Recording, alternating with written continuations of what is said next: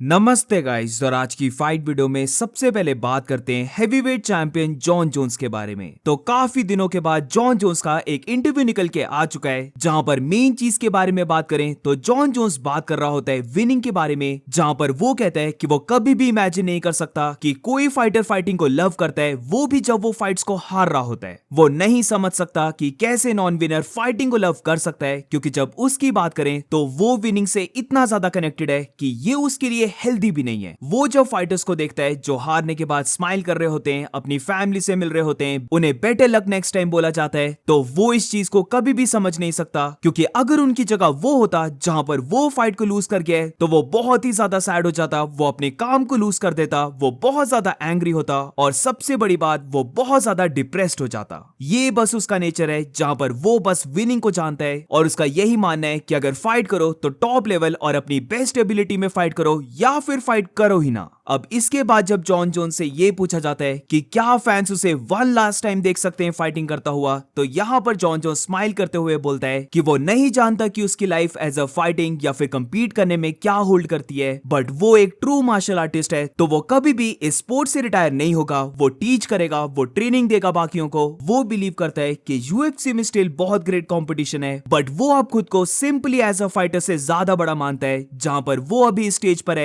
जिधर वो step back लेने के बाद यानी कि रिटायर होने के बाद फिर से वापस आ सकता है, वो एग्जीबिशन फाइट्स को कर सकता है। तो इसीलिए एज ऑफ नाउ वो श्योर नहीं है कि उसके लिए फ्यूचर क्या होल्ड करता है। तो इंटरव्यू सुनने के बाद तो ऐसा जरा भी नहीं लग रहा है कि जॉन जोन्स इंटरेस्टेड भी है टॉम एस्पिनल या फिर एज ऑफ नाउ तो किसी के साथ भी फाइट करने के लिए। बट दूसरी साइड डैना व्हाइट है जो ये बोल रहा है कि इस साल जॉन जोन्स गारंटी फाइट करने वाला है। तो देखते हैं क्या होता है। बट जॉन जोन्स के इस इंटरव्यू देखने के बाद ऐसा जरा भी नहीं लगा कि वो टॉम एस्पिनल के साथ इंटरेस्टेड भी है फाइट करने के लिए। अब इसी के साथ interim heavyweight champion Tom Aspinall की भी बात कर लेते हैं, जहां पर टॉम एस्पिनल ने कपल ऑफ वीडियोस डाली हैं जॉन जोन्स की, जिधर वो जॉन्स को ट्रोल कर रहा होता है, और इसी के साथ उसकी जॉन जोन्स के साथ थोड़ी सी बैक एंड फोर्थ भी हुई है। तो इन सब को देखते हैं, जहां पर टॉम एस्पिनल ये जो भी वीडियो चल रही है इसे पोस्ट करता है, और बेसिकली जॉन जोन्स को ट्रोल किया जा रहा है कि वो उसे डक करके डर के भाग रहा है। तो जॉन जोन्स ने अब टॉम का रिप्लाई दे दिया है, जहां पर पहले वो लिखता है रेंट फ्री, यानी कि वो टॉम एस्पिनल के माइंड में रेंट फ्री लिव कर रहा है। वेरस इसी के साथ जॉन जोन्स टॉम एस्पिनल को थैंक्स करता है कि टॉम की वजह से वो जो भी सेमिनार कर रहा है उसमें उसकी फ्री प्रमोशन हो जा रही है, बहुत सारे फैंस आ रहे हैं उसके साथ मीट करने के लिए। और बेसिकली जो जॉन जोन्स को स्ट्रिप करने की पिटीशन चली हुई है उसको जॉन जोन्स खुद बोल रहा है कि वो 200K से भी ऊपर पहुंचा दो। अब पिटीशन पे भी बात करेंगे क्योंकि बहुत इंटरेस्टिंग चीज हो चुकी है, बट इससे पहले अगर टॉम का रिप्लाई देखें तो वो जॉन जोन्स का रिप्लाई देता है कि ये उसका प्लेजर है कि वो उसे फ्री प्रोमो दे रहा है, और उसने पहले भी ये बोला था कि वो एक एसोल नहीं है। एंड में टॉम जॉन जोन्स को लिखता है कि ग्लैड की वो अपनी रिटायरमेंट को एंजॉय कर रहा है, और साथ में टॉम एस्पिनल डक इमोजी को भी पोस्ट करता है। अब ये तो थी दोनों की बैक एंड फोर्थ, बट अब बात करते हैं पिटीशन के बारे में, जहां पर अभी तक हर कोई जान चुका होगा कि जॉन जोन्स के अगेंस्ट एक वायरल पिटीशन चल पड़ी है, जहां पर जॉन जोन्स को उसकी हेवीवेट अनडिस्प्यूटेड बेल्ट से स्ट्रिप करने की बात हो रही है। बट इसी के साथ अब ऑपोजिट पिटीशन भी चल पड़ी है, जहां पर पिटीशन है कि जॉन जोन्स को उसकी हेवीवेट बेल्ट को रखना चाहिए। तो एक साइड है strip John Jones of his belt, और दूसरी साइड है let John Jones keep his belt. तो स्ट्रिप करने वाले में अब 1,70,000 से ऊपर चले गए हैं वोट्स, वेरस 2 दिन पहले जॉन जोन्स को उसकी बेल्ट को रखना चाहिए। इस पिटीशन को अगर हम देखें तो यहां पर अप्रोक्सीमेटली बस अभी 570 वोट्स हैं।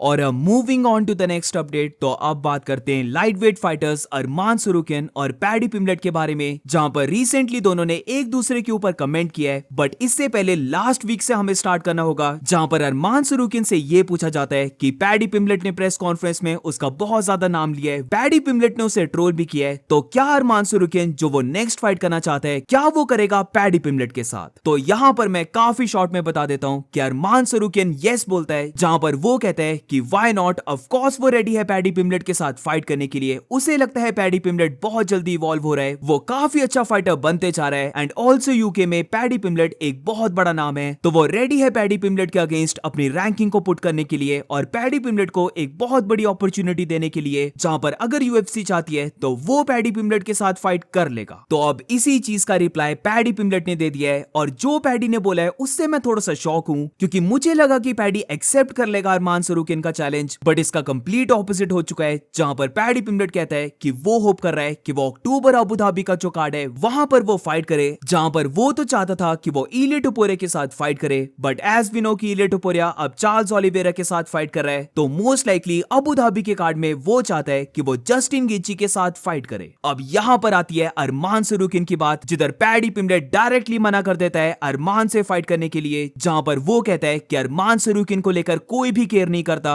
और लोग देखना चाहते हैं कि वो फाइट करे जस्टिन गेची के अगेंस्ट, ना कि अरमान सरुकिन के अगेंस्ट। लोगों को पता है कि उसकी फाइट अगेंस्ट जस्टिन गेची एक ज्यादा एक्साइटिंग फाइट है, वेरएज़ अरमान सरुकिन की बात करें तो वो एक एब्सोल्यूट टूल है। बेसिकली इसका मीनिंग है कि अरमान सरुकिन के पास कोई भी हाइप नहीं है तो वो उसके साथ फाइट नहीं करेगा। अब थोड़ा सा मैं यहां पर समवट एग्री करता हूं कि यस जस्टिन गेची का ज्यादा बड़ा नाम है, तो पैडी अगर जस्टिन के साथ फाइट करता है तो यस वो एक बड़ी फाइट होगी, बट इसी के साथ मैं तो ये बिलीव करता हूं कि पैडी पिम्बलेट के लिए जस्टिन गेची एक ज्यादा इजी फाइट है एज कंपेयर टू अरमान सरुकिन, और अरमान सरुकिन का मुझे लगता है कि वो पैडी पिम्बलेट के लिए बहुत ज्यादा टफ फाइट है। तो पैडी पिम्बलेट का रिप्लाई अब अरमान सरुकिन ने दे दिया है, जहां पर वो कहता है कि पहले से ऑब्वियस था कि पैडी पिम्बलेट ने जो भी ट्रैश टॉक की है उसको लेकर उसकी कोई भी इंटेंशन नहीं थी बैकअप करने की। पैडी पिम्बलेट का जो पूरा यूएफसी का करियर है वो हैंडआउट्स पे बना हुआ है, यानी कि यूएफसी पैडी पिम्बलेट को इजी मैचअप्स देती है, और यही हैंडआउट्स और हाइप की वजह से पैडी पिम्बलेट ट्राई कर रहा है टॉप में जाने की। और moving on to the next update, तो अब बात करते हैं बैंटवेट चैंपियन मिराब दुलिशवली का क्या कहना था शॉन ओमेली के बारे में। तो यूएफसी 316 में दोनों का रीमैच होने वाला है, और इसी चीज को लेकर अब मिराब को जो न्यू इंटरव्यू निकल के आया है उसकी अगर हम बात करें तो यहाँ पर मिराब कहता है कि उसने जानबूझकर जो पहली फाइट की थी उधर वो शॉन ओमेली के अगेंस्ट इजी गया था, जहां पर वो शॉन ओमेली के अगेंस्ट हंस रहा था, वो उसे किस कर रहा था, बट इस बार वो ऐसा कुछ भी नहीं करेगा, बल्कि रीमैच में वो प्लान कर रहा है कि वो शॉन ओमेली को फिनिश कर दे। उसे इस रीमैच के लिए न्यू मोटिवेशन मिल चुकी है, जहां पर वो शॉन ओमेली को प्लान कर रहा है फिनिश करने का। और रही किसिंग की बात, तो पहली फाइट में उसने शॉन ओमेली को ऑलरेडी किस कर दिया था, और अब रीमैच में टाइम है शॉन ओमेली को स्मैश करने का। अब डिफरेंट वे से अगर इसको पढ़े तो ये बहुत ही अजीब लग रहा है, बट एनीवेज अब moving on to the next update, तो अब बात करते हैं कल होने वाले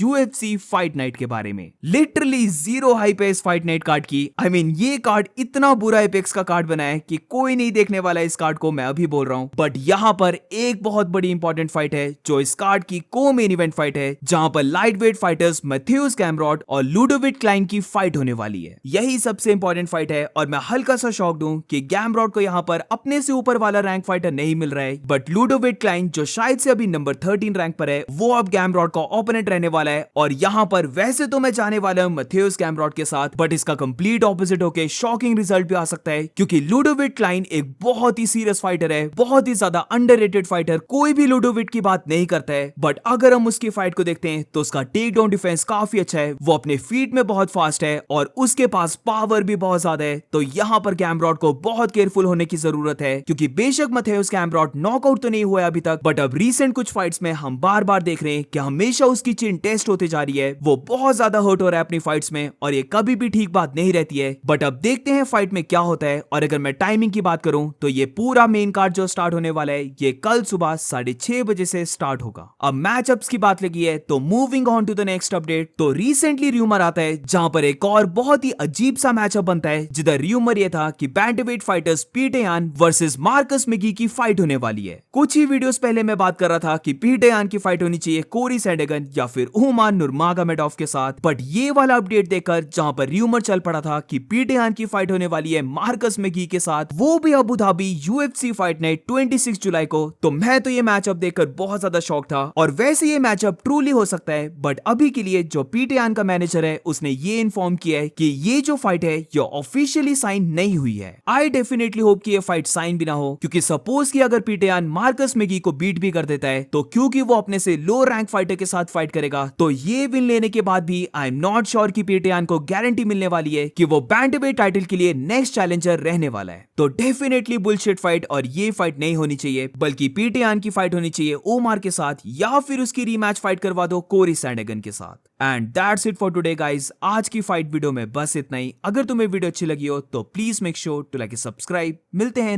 नेक्स्ट वीडियो में।